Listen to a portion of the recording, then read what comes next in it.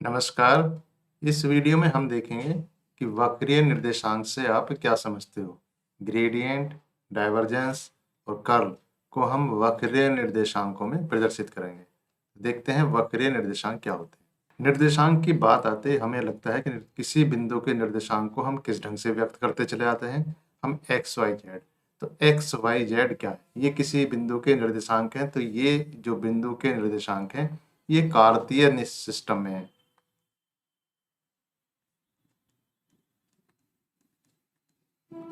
तो ये निर्देशांक व्यक्त करने का तरीका, x का मतलब है एक वाई जेड प्लेन या वाई जेड तल से उसकी दूरी।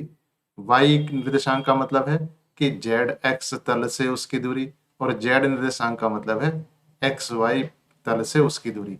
तो इन निर्देशांकों या इस तल को कैसे बनाए जाएंगे। अगर हम कहें कि किसी बिंदु के निर्देशांक a b c हैं, तो इसका मतलब है कि ये x बराबर a तल, y बराबर b तल, z बराबर c तल, ये तीनों जो प्लेन या तीनों तल जहां पर काटेंगे उसके निर्देशांक होंगे a b c। और इसमें क्या है कि ये तीनों तल एक दूसरे के लंबवत हैं। तो ये जो निर्देशांक है सिस्टम है, इसे हम कहेंगे लंब कोणिक। तो ये हुआ लंब कोणिक। लेकिन यहां अगर हम कहें कि ये एक्स वाई जेड जो तीन निर्देशांक हैं, इसमें है कि तीनों ये तल होने चाहिए और तीनों लंब कोणिक होने चाहिए। अगर हम इसे जनरलाइज करें या कहें कि अगर हम किसी भी दूसरे निर्देशांक सिस्टम में अगर उसके कोऑर्डिनेट क्या है या उसके निर्देशांक क्या है, यू वी डब्ल्यू है, तो हम कह सकते हैं कि u बराबर c1, v बराबर c2 और w बराबर c3। ये तीन सतह होंगी। अगर ये तीन सतह प्लेन है या कह सकते हैं तल है, तो एक कार्तीय सिस्टम बन जाएगा। और नहीं तो ये तीन सतह से ये निर्देशांक रिप्रेजेंट होंगे। और जहां ये तीनों सतह मिलेंगी वो उस बिंदु P के निर्देशांक होंगे, उसे कहेंगे u v w।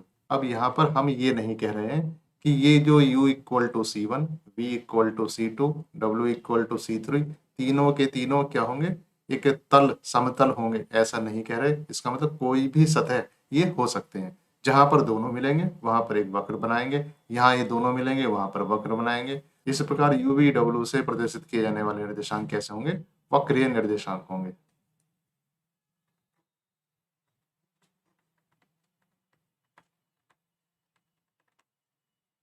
तो यहाँ जो मिलाने वाले जो वक्र हैं, इनको दो तलों को, दो सतहों को मिलाने वाले जो वक्र होंगे, अगर ये वक्र जहां मिलेंगे या कह सकते हैं जो बिंदु P है उस पर जो तीन सतह मिल रही हैं, दो सतह को मिलाने वाले वक्र अगर एक दूसरे के लंबवत होंगे, तब ये निर्देशांक कैसे हो जाएंगे, लंबकोणिक भी होंगे। अब जिस प्रकार से हम क्या करते थे, यहाँ पर x की दिशा में एकांक सदिश x कैप, y की दिशा में एकांक सदिश y कैप और z की दिशा में एकांक सदिश क्या था, ये z कैप था। उसी प्रकार हम यहाँ कहेंगे कि u की दिशा में एकांक सदिश u कैप और v की दिशा में एकांक सदिश v कैप और w की दिशा में एकांक सदिश w कैप। और ये यहाँ पर इस बात का ध्यान रखना है, क्योंकि ये सीधी रेखा नहीं है, तो हम कह सकते हैं स्पर्श रेखीय दिशा होगी। इसी प्रकार जो हम ये यहाँ पर इसका वॉल्यूम एलिमेंट ये मानते थे कि अगर हम x में परिवर्तन कितना कर दें, dx, यानी कि x प्लस dx पर पहुंच जाए, y में परिवर्तन करने के बाद y प्लस dy कर दें और z में परिवर्तन करने के बाद z प्लस dy कर दें। तो इस प्रकार एक जो घनाभ था जिसकी डायमेंशन या जिसकी विमाएं कितने कितनी थी, ये थी आपकी dx, dy, dz था। तो इसका जो आयतन था जो हो जाता है dx, dy और dz, इसे हम कहते हैं dv या वॉल्यूम एलिमेंट। तो यहाँ पर क्या था, तो यहाँ उस वक्र के अनुदिश, तो यहाँ तीनों वक्र के अनुदिश ये लंबाई कितनी है, ds1, ds2 और ds3 है। अगर ये सिस्टम कैसा है, लंब कोणिक है, तो ds ये कह सकते हैं उनका विकर्ण स्क्वायर हो जाएगा कितना, ये हो जाएगा ds1 square plus ds2 square plus ds3 square. अब देखिए यहाँ पर ये ds1 ds2 ds3 क्या है, ये वक्र है। तो इनके लिए हमें एक चीज का और प्रयोग करना पड़ेगा, उसे हम कहते हैं स्केल फैक्टर। ये स्केल फैक्टर है h1 h2 h3। इनको हम परिभाषित कर देते हैं। h1 का मान होगा कितना, ds1 du। h2 का मान कितना होगा, ये होगा ds2 dv। और h3 का मान कितना होगा, ये हो जाएगा ds3 dw। यहाँ क्या था, यहाँ देखिए जो ds1 ds2 ds3 ये भी dx dy dz थे, और du कितना था, ये भी आपका dx dy dz था इस केस में। तो h1 h2 h3 कितने थे, यहाँ पर आप कह सकते हैं 1 है। तो जब h1 equal to 1, h2 equal to 1, h3 equal to 1 होगा, तब ये कार्तीय सिस्टम या कार्टेशियन सिस्टम होगा। तो यहाँ पर अगर मैं कहूँ कि ds1 कितना हो जाएगा, ये हो जाएगा h1 du, ds2 कितना हो जाएगा, ये हो जाएगा h2 dv, और ds3 ये कितना हो जाएगा, h3 dw। अगर मैं इसमें रख दूं तो ये ds का स्क्वायर ये कितना हो जाएगा, ये हो जाएगा h1 square du square plus h2 square dv square plus h3 square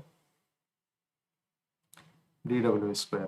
तो इस तरीके से ये ds स्क्वायर की इक्वेशन आ जाती है। अब यहाँ पर क्या है, इसी समीकरण को कंपेयर या तुलना करने के बाद हम h1 h2 h3 के मान अलग अलग कोऑर्डिनेट सिस्टम या अलग अलग निर्देशांक में निकाल सकते। जैसे अभी हम इसके बाद निकालेंगे कि ये गोलीय निर्देशांक और ये बेलनी निर्देशांक में h1 h2 के मान कितने होंगे। और यदि मैं कहूँ कि मूल बिंदु के सापेक्ष P का स्थिति सदिश क्या है, R है, तब तो R क्या है, ये स्थिति सदिश है इसमें। तो R अगर स्थिति सदिश है तो ये डेल R डेल U ये हो जाएगा आपका h1 u कैप। इसी तरह डेल R डेल V ये हो जाएगा h2 v कैप। इस तरीके से डेल R डेल W ये हो जाएगा h3 W कैप। इसमें यहाँ पर u कैप v कैप और W कैप क्या है, ये एकांक सदिश है तीनों अक्षों के अनुदिश, या कह सकते हैं उनके स्पर्श रेखा के अनुदिश, U कैप V कैप और W कैप।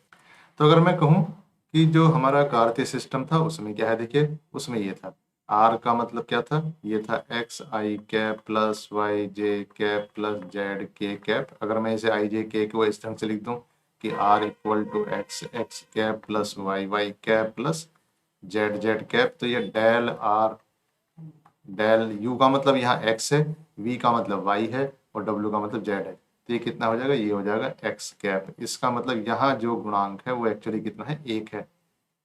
इसी तरीके से डेल R डेल y कितना हो जाएगा, एक गुणांक के बाद उसके बाद y कैप। इस तरीके से इसका मतलब h1 equal to h2 equal to h3 equal to कितना होगा, यहाँ पर 1 है। 1 रखने के बाद आपका कार्तीय सिस्टम आ जाता है। तो यहाँ देखिए ये इस तरीके से है। तो अब मैं इसके साथ डेल ऑपरेटर को डिफाइन कर सकता हूँ। तो ऑपरेटर डेल कितना हो जाएगा, ये हो जाएगा u cap 1/h1 del over del u plus v cap 1/h2 del over del v plus w cap 1/h3 del over del w। अब यहाँ पर अगर इस समीकरण में मैं u v w को क्या रख दूं, एक्स वाई जेड रख दूं, और इसके साथ साथ h1 h2 h3 को कितना रख दूं, 1 रख दूं, तो मेरे पास वही पुराना एक्सप्रेशन या डेल का एक्सप्रेशन आ जाएगा। कितना आ जाएगा, x cap del over del x plus y cap del over del y plus z cap del over del z. तो इस तरीके से ये वही आ जाता है ऑपरेटर डेल के लिए। अब यहाँ देखिए इसके बाद हम करते हैं ग्रेडियंट।